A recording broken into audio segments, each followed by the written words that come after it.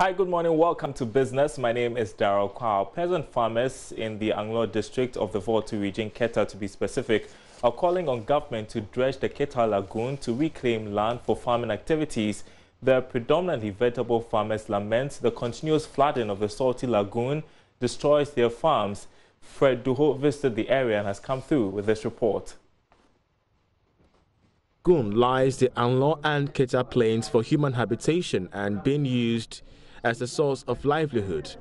Over the years, the sea has wrecked homes as well as some tourist sites, while the lagoon continues to destroy farmlands during harsh climatic conditions.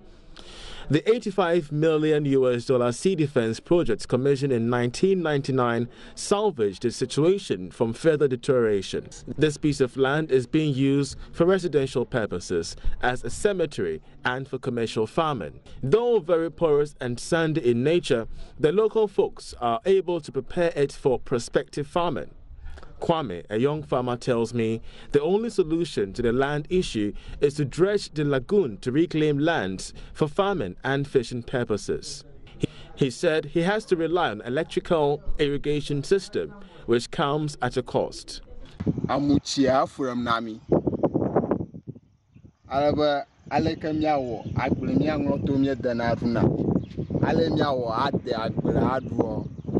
The only problem we have as farmers is the spillage from the lagoon.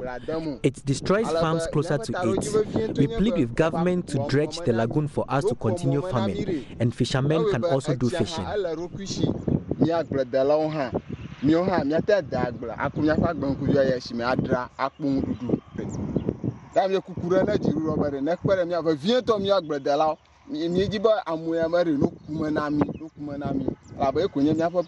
Stephen Awuku is a retired teacher who says though farming is much profitable than his former job, it depends on the season and hard work.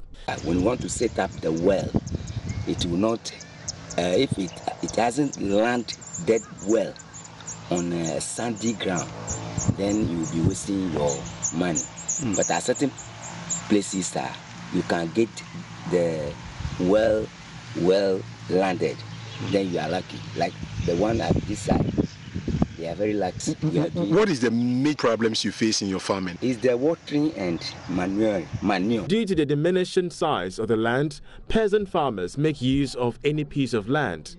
Yaira is one of the farmers who shares a 100 by 100 meter plot of land with 15 other farmers.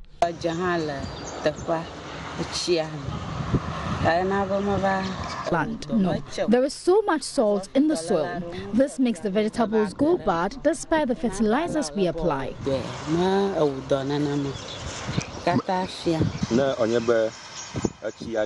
When excess water from the lagoon enters the farm, the tomatoes go bad, and insects also do infest the plants.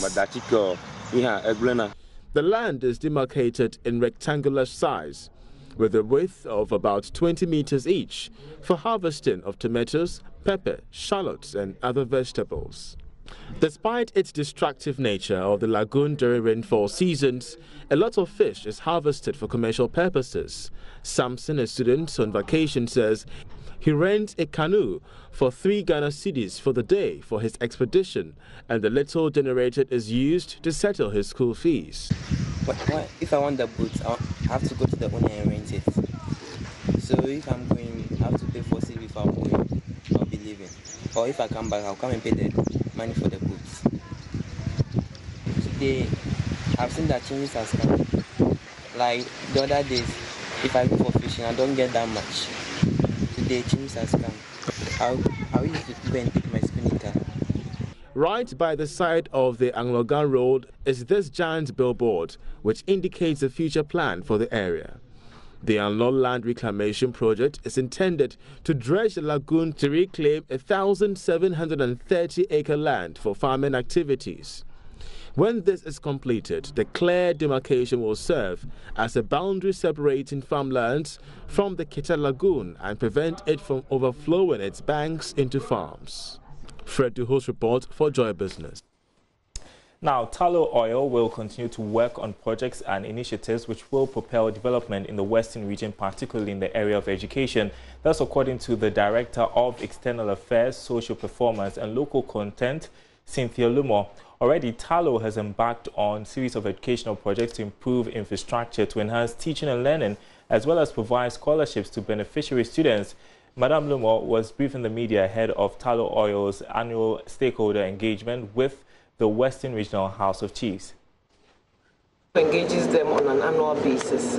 So this year's engagement is to update them on what has happened since the last engagement.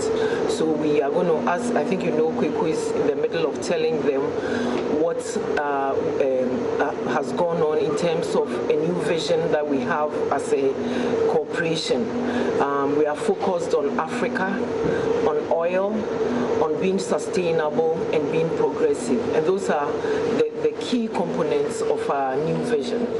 In Ghana, we aim to be the most respectable and valuable company, oil and gas company.